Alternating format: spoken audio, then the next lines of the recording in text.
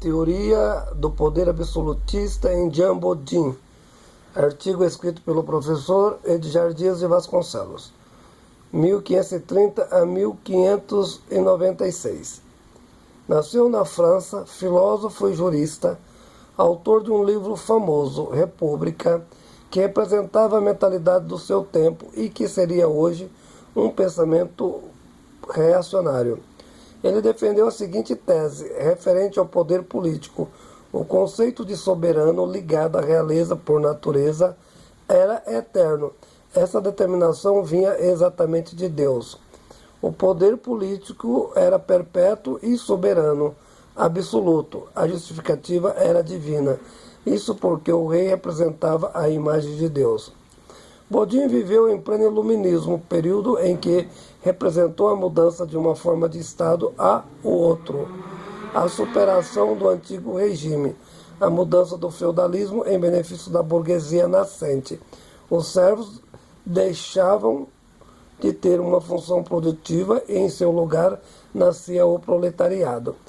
Ele até entendia a etimologia república no seu exato sentido clássico, aquilo que significa coisa pública, que vem exatamente do latim res coisa. Mas não aceitava a nova mentalidade nascente, ou seja, a superação de uma visão de mundo teocêntrica para o antropocentrismo. Ele não admitia outra forma de governo se não fosse a monarquia, por ser a única forma que a autoridade representa de fato os interesses de Deus aqui na Terra. Naturalmente que isso era uma ideologia do seu tempo histórico. Se analisarmos a história, percebemos o passado em relação ao futuro é sempre uma determinação ideológica. Nesse aspecto, o presente também corresponde a esta análise. Então, para Bodin, a forma única de governo admitida só seria possível racionalmente a monarquia, na qual a soberania teria que ser necessariamente absoluta, se concentrava naturalmente na figura do príncipe.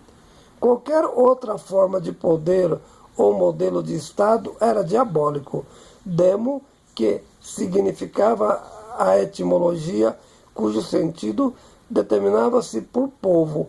O povo era satânico, cracia poder. Isso significava para Bodin, numa conceituação epistemológica, o conceito de democracia, o poder satânico, o que nascia com a burguesia, formulado pelos novos ideólogos, os denominados filósofos iluministas.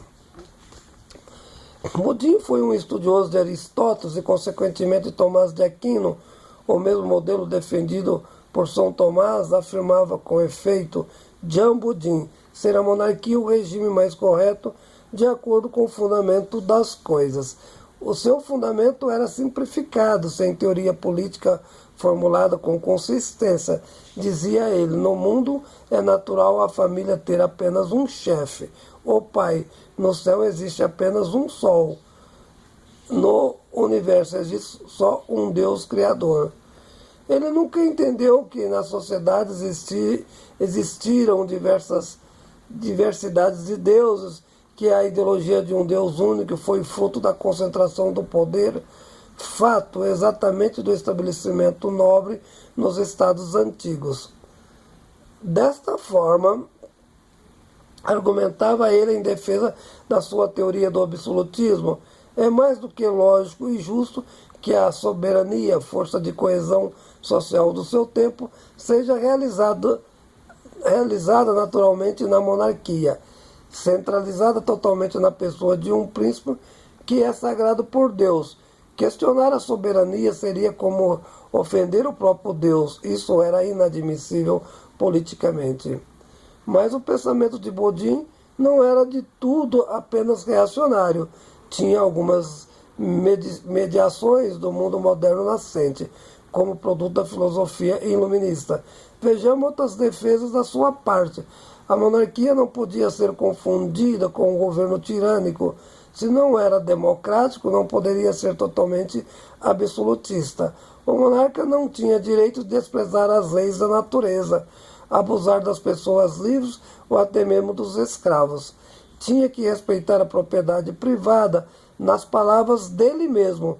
Escreve, não pode fazer uso dos bens das pessoas como se fosse da própria realeza. O Estado, de certa forma, não pertencia totalmente à nobreza, como se o rei fosse o próprio Estado, visão anterior de absolutismo.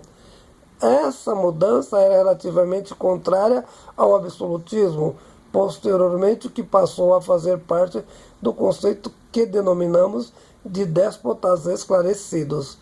Quanto às leis divinas e leis naturais, todos os príncipes da terra estavam sujeitos. Não está em seu poder transgredi-las.